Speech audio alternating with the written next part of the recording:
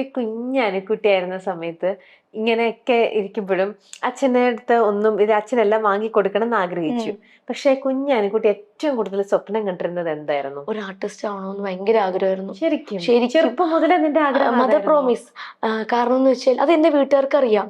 അച്ഛൻ പണ്ട് നാടകത്തിലുണ്ടായിരുന്നു പണ്ട്. അപ്പൊ അച്ഛൻ എപ്പോഴും എന്നെ കളിയാക്കുന്നുണ്ട്, എന്റെ കഴിവാ നിനക്ക് കിട്ടിയിരിക്കുന്നതെന്നൊക്കെ ചുമ്മാ കളിയാക്കുക. ഭയങ്കര ഇഷ്ടം അച്ഛന്. അപ്പം എന്റെ അച്ഛന്റെ സഹോദരിയുടെ ഹസ്ബൻഡ് കുറച്ച് സിനിമയിലൊക്കെ ചെറിയ വേഷങ്ങളൊക്കെ ചെയ്തിട്ടുള്ള ആളാണ്. അപ്പം ഞങ്ങളുടെ ആ ഫാമിലി തന്നെ ഒരു ഡയറക്ടറാണ് സജി സുരേന്ദ്രൻ, സംവിധായകൻ ഹാപ്പി ഹസ്ബൻഡിന്റെ. അപ്പൊ പുള്ളിക്കാരൻ ഞങ്ങളുടെ ഫാമിലിയിൽ ഒരു സിനിമ ഡയറക്ടർ എന്നൊക്കെ നമുക്കത് ഭയങ്കര പ്രൗഡാണ്. നോക്കുമ്പോൾ ഞങ്ങൾ വെറുതെ പറയും, എന്നെ ഒന്ന് സിനിമയിലൊക്കെ കേട്ടു എന്നൊക്കെ ഞങ്ങൾ വെറുതെ ചോദിക്കും. അപ്പൊ അങ്ങനെ നോക്കുമ്പോൾ ഒരുപാട് നല്ല പെമ്പിള്ളേരുണ്ട്, സുന്ദരിമാര്, അവരൊക്കെ എടുക്കണ്ടേ. വെറുതെ അല്ല, ഞാൻ ചോദിക്കുന്നത് സീരിയസ് ആയിട്ടാ. അങ്ങനെ ഈ സ്കൂളിലൊക്കെ പഠിക്കുമ്പോൾ ടീച്ചേഴ്സൊക്കെ ചോദിക്കൂലേ, നിങ്ങൾക്ക് വലുതാകുമ്പോൾ ആരാവണം മക്കളെ എന്ന് ചോദിക്കുമ്പോൾ നമ്മൾ എന്ത് പറയും? ടീച്ചർ ആവണം, നേഴ്സ് ആവണം, ഡോക്ടർ ആവണം, പോലീസ്. ഞാൻ അടുത്തിരിക്കുന്ന എൻ്റെ ഫ്രണ്ട് എന്ന് പറയുന്നത് അറിയാമോ, എടി എനിക്ക് നടിയാവണം, എടി എനിക്ക് സിനിമ നടിയാവണം എന്നൊക്കെ. ഒന്നും മിണ്ടാതിരിക്കും, ചുമ്മാ ചിരിപ്പിക്കില്ല കേട്ടോ, നീ വേറെ എന്തെങ്കിലും പറഞ്ഞ്. ഇപ്പം പോലീസ് ആവാൻ പറ്റില്ല, നീ ഹൈറ്റ് കുറവ് അവിടെ ഇരുന്നോ എന്നൊക്കെ പറഞ്ഞ് കളിയൊക്കെ അറിയുന്നുണ്ട്. ശരിക്കും ഭയങ്കര ആഗ്രഹമായിരുന്നു ഒരു ആർട്ടിസ്റ്റ് ആവണമെന്ന്. ഞാൻ ചുമ്മാ മിററിന്റെ മുന്നിൽ കിടന്ന് ഞാൻ ഹലോ ഹായ് ഹിറ്റ്സിലേക്ക് സ്വാഗതം, ഇപ്പൊ ആരാണ് വിളിക്കുന്നത്?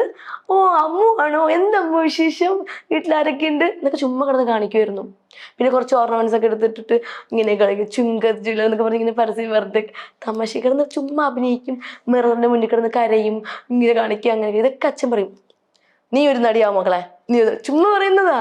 അങ്ങനെ ഇരുന്ന് അങ്ങനെ നമ്മൾ അത് ആ ഉള്ളിൽ ആഗ്രഹം കൊണ്ട് നടന്ന് +2 കഴിഞ്ഞ് ഒരു 18 വയസ്സ് കോളേജിൽ ആയ സമയത്താണ് ദൈവം നമുക്ക് ആ ഒരു ഭാഗ്യം കൊണ്ടുവരുന്നത്. അതൊരു ഭാഗ്യാട്ടോ. ഇപ്പൊ ഞാൻ ഇരിക്കുന്നതും ഇപ്പൊ ഈ ഫീൽഡിൽ ഉള്ളതൊക്കെ ഭാഗ്യം, അത്രേ ഉള്ളൂ. അപ്പൊ ഈ കുഞ്ഞിലെ ചാനലുകളിലേക്കൊക്കെ ഇത് ആങ്കറിങ്ങിന് വേണ്ടിട്ടൊന്നും ഇല്ല, ഞാൻ അയച്ചിട്ടില്ലേ? ചേച്ചി ഞാൻ ഡാൻസോ പാട്ടോ പോലും ഞാൻ ഒരിടത്തും പോയി പെർഫോമൻസ് ചെയ്തിട്ടില്ല. സ്കൂളിൽ പഠിക്കുന്ന സമയത്തോ ഒന്നും ഇതുവരെ. ഞാൻ ബാക്ക് സപ്പോർട്ട് മാത്രം, പുറമെ നിന്ന് ഞാൻ എല്ലാവരും സപ്പോർട്ട് ചെയ്യും, അടിപൊളി സൂപ്പർ എന്നൊക്കെ. ഇതുവരെ ഞാൻ സ്റ്റേജിൽ കയറി സ്കൂളിൽ പഠിക്കുമ്പോൾ തിരുവാതിര കളിച്ചിട്ടുണ്ട്, തെറ്റിച്ചിട്ടുണ്ട്, ഒപ്പന കളിച്ച് തെറ്റിച്ചിട്ടുണ്ട്. പക്ഷെ അല്ലാതെ എനിക്ക് ഭയങ്കര പേടിയൊക്കെയാണ് ഇതൊക്കെ. പക്ഷെ എന്നാലും ഇത്ര ആഗ്രഹം ഉള്ളതുകൊണ്ട് നമുക്ക് ചിലപ്പോ കാണാലോ അവസരങ്ങൾ പ്രതീക്ഷ ഇങ്ങനെ അങ്ങനെയൊന്നും കിട്ടിയിട്ടില്ല. അയച്ചിട്ടുണ്ടോ? ഇല്ല, അയക്കാനും തോന്നിയിട്ടില്ല. നമുക്കതൊന്നും അറിയില്ലല്ലോ, നമുക്ക് സപ്പോർട്ട് ഇല്ലല്ലോ, അങ്ങനെയൊന്നും അയക്കണം ആരുമില്ല, ഞങ്ങളെ സപ്പോർട്ട് ചെയ്യാനായിട്ട് ആരും ഇല്ലല്ലോ. അച്ഛൻ, അമ്മ, ചേച്ചി, ഞങ്ങൾ 4 പേരുള്ള ഒരു ഫാമിലി അല്ലേ, അത്രയാണ്. അല്ലാതെ വേറെ റിലേറ്റീവ് അങ്ങനെ നമ്മളെ ഇങ്ങനെ ഹെൽപ്പ് ചെയ്യാനൊന്നും ആ സമയത്തില്ല. ഹെൽപ്പ് ചെയ്യാൻ പിന്നെ വന്നത് നമ്മുടെ കുടുംബത്തിലൊരു നാഥൻ ആയിട്ട് വന്നത് എൻ്റെ ചേച്ചിയുടെ ഹസ്ബൻഡാ. ആ പുള്ളിയുടെ നന്ദി പറയണ്ടേ. പുള്ളിയാണ് എന്നെ ഈ ഫീൽഡിലോട്ട് കയറ്റി വിട്ടത്. ആണോ? അതുകൊണ്ട് ആ പുള്ളിയുടെ എനിക്ക് ഇപ്പോഴും നന്ദി മാത്രം. ചേട്ടന്റെ പേര് മഹേഷ്. ചേട്ടന്റെ ഫ്രണ്ടാണ് ശങ്കർലാൽ, ഡബിങ് ആർട്ടിസ്റ്റ് ശങ്കർലാൽ. ചേട്ടന്റെ ഫ്രണ്ടാ. ഒരു ദിവസം ഇങ്ങനെ വീടിന്റെ ഫ്രണ്ടിൽ നിന്ന് ഞാൻ ചേട്ടന്റെ ബൈക്ക് കഴുകിക്കൊണ്ടിരിക്കുകയായിരുന്നു. ആ ടൈമിൽ ചേട്ടൻ ഇങ്ങനെ വിളിച്ചിട്ട് സംസാരിക്കണം, ഇങ്ങനെയാണ് പെൺകുട്ടികള് പുതിയ, എനിക്ക് അറിഞ്ഞുകൂടാന്നൊക്കെ പറഞ്ഞു. ഈ ഫോൺ വെച്ചതിന് ശേഷം ചേച്ചി വെച്ച് ആരാ വിളിച്ചെന്ന്. ശങ്കർലാൽ. അതാരാ? അത് പരസ്പരം സീരിയലില് വിവേക് ഗോപന്റെ സൗണ്ട് എടുക്കുന്ന ആളാന്ന് പറഞ്ഞു.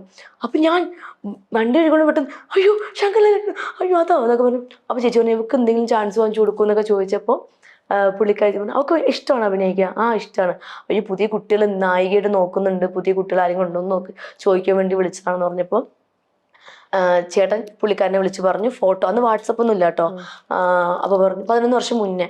അപ്പോൾ പറഞ്ഞു ഫോട്ടോ അയച്ചു കൊടുക്കാൻ പറഞ്ഞു. അങ്ങനെ ഒരു 2-3 ആഴ്ച എടുത്തു ഞങ്ങൾ എല്ലാവരുടെ അഭിപ്രായങ്ങൾ ചോദിക്കാനായിട്ട്. ഫോട്ടോ ഇനി കിട്ടിയാലോ എന്ന് വിചാരിച്ചിട്ട് ആരും സമ്മതിച്ചില്ല. ഇവളുടെ കയ്യിൽ കാശ് വന്നു കഴിഞ്ഞാൽ ഇവള് സ്വഭാവം മാറും, ഈ ഇൻഡസ്ട്രിയിൽ അത്ര ശരിയല്ല, മോശമാണ് എന്നൊക്കെ പറഞ്ഞ് റിലേറ്റീവ്സ് ഒക്കെ ഭയങ്കര നെഗറ്റീവ് പറഞ്ഞു. എൻ്റെ അച്ഛൻ്റെ അമ്മയുടെ സപ്പോർട്ട് കൊണ്ടുണ്ട് അവർ പറഞ്ഞു എൻ്റെ മകൾ അങ്ങനെയൊന്നും പോകത്തില്ല എന്ന് പറഞ്ഞുകൊണ്ട് എന്നെ വിട്ടു. അങ്ങനെ സ്റ്റുഡിയോയിൽ പോയി കുറേ ഒരു 10-100 ഫോട്ടോസൊക്കെ എടുത്ത് ഈ ശങ്കർലാൽ ചേട്ടൻ്റെ കൊണ്ട് ചേച്ചിയും ചേട്ടനും വീട്ടിൽ കൊണ്ട് കൊടുത്തു. ഡയറക്ടറിന് അയച്ചു കൊടുത്തു. ഡയറക്ടറും സ്ക്രിപ്റ്റ് റൈറ്ററിന് അയച്ചു കൊടുത്ത് അവർക്ക് ഇഷ്ടപ്പെട്ടു. നേരിൽ വന്ന് ക്യാമറ ടെസ്റ്റ് ചെയ്ത് നോക്കി. അങ്ങനെ കൊണ്ട് എന്തൊക്കെയോ അഭിനയിപ്പിച്ചു. പൊട്ടക്കണ്ണം വാങ്ങുന്നതിൽ എന്തൊക്കെയോ നടന്ന്. എന്നിട്ട് പിന്നെ എന്നെ വിളിക്കാമെന്ന് പറഞ്ഞു. വിളിച്ചു, അഭിനയിച്ചു. ആദ്യം അഭിനയിക്കുന്ന സീരിയലാണ് അനിയത്തി. സുകേഷ് സാറും ഗണേഷ് ചോലിക്കര സാറാണ് അതിൻ്റെ റൈറ്റർ. ഇപ്പോഴും ഞാൻ അവരെവിടെയെങ്കിലും വെച്ച് കാണും, വിളിക്കാറുണ്ട്, മെസ്സേജൊക്കെ അയക്കും. എനിക്കിപ്പോഴും അവരാണ് എൻ്റെ ഫസ്റ്റ് ഡയറക്ടറും ഫസ്റ്റ് റൈറ്റർ. അവരാണ് എന്നെ ശരിക്കും ആ സീരിയലിൽ എനിക്കൊരു വേഷം തന്നത്.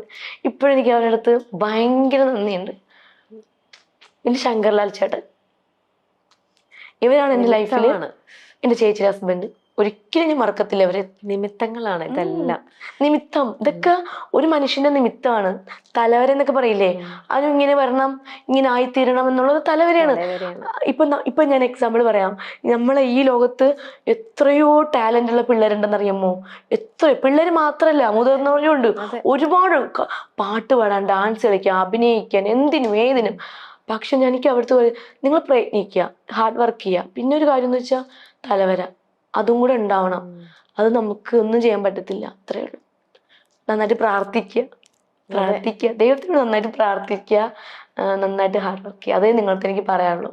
അനു നല്ലൊരു തികഞ്ഞ വിശ്വാസിയല്ലേ? അപ്പൊ അനു അതിൽ ശരിക്കും വിശ്വസിക്കുന്നു. പിന്നെ ഉറപ്പായിട്ടും. ഇനി അടുത്ത് നമ്മളൊരു സെഗ്മെന്റിലേക്ക് പോവാണ്. ആ സെഗ്മെന്റ് നമ്മൾ സ്കൂളിലേക്ക് ഫിൽ ഇൻ ദ ബ്ലാങ്ക്സ് കുറെ നമ്മൾ എഴുതിയിട്ടുണ്ടല്ലോ, അതേപോലെ ഉണ്ട്, ഇപ്പോഴും ഉണ്ട്. ഓക്കെ, അപ്പൊ അതേപോലെ തന്നെ കുറച്ച് ചോദ്യങ്ങളാണ്. ബാക്കി ഞാൻ പറയില്ല, എനിക്കും ഇത് ബാക്കി കാര്യങ്ങള് അനുകുട്ടി തന്നെ അത് ഫിൽ ചെയ്യണം. ഓക്കെ, മര്യാദയ്ക്ക് എന്റെ കാര്യം മാത്രം നോക്കി പോകുന്ന എന്നെ ഇങ്ങോട്ട് കേറി ചൊറിയാൻ വന്നാൽ ഞാൻ കേറി മാന്തും.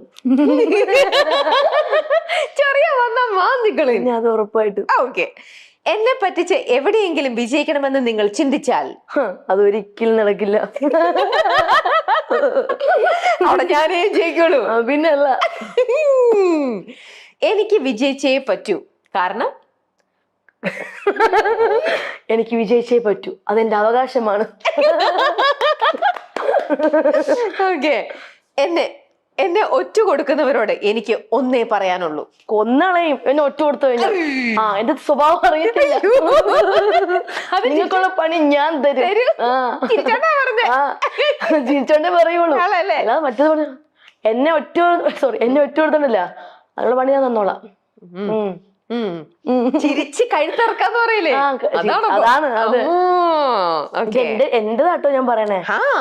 ഓക്കെ, എന്നെ തിരുത്താൻ ശ്രമിച്ചിട്ട് കാര്യമില്ല, കാരണം ഞാൻ നന്നാവില്ല. Okay, last one. എന്റെ ഏറ്റവും വലിയ വീക്ക്നെസ് സ്നേഹം. ഇങ്ങനെയൊക്കെ അനു സംസാരിക്കുന്ന ഇങ്ങനെയൊക്കെ വഴി കെട്ടി അനു ഒറ്റയ്ക്ക് വഴിവെട്ടി വന്നതാണോ? അല്ല, വഴി തന്നോണ്ട് അനു അങ്ങ് മുന്നോട്ട് പോകുന്നു അല്ലേ? പക്ഷെ പോണ വഴിക്ക് ആരെങ്കിലും പലരും പല പല ഓഫേഴ്സും കാര്യങ്ങളായിട്ടൊക്കെ വരുമ്പോ പിന്നെ നോ ഒന്നും പറയത്തില്ല. നമ്മൾ നമ്മുടെ വഴി തന്നെ പോയാൽ മതി. അല്ല, എന്തെങ്കിലും ഓഫേഴ്സ് വന്നു കഴിഞ്ഞാൽ നോ പറയേണ്ട സിറ്റുവേഷൻ വന്നാൽ അവിടെ നോ. ഞാൻ നോ പറയും. നോ പറയേണ്ട അടുത്ത് നോ പറയും, യെസ് പറയേണ്ട അടുത്ത് യെസ് പറയും.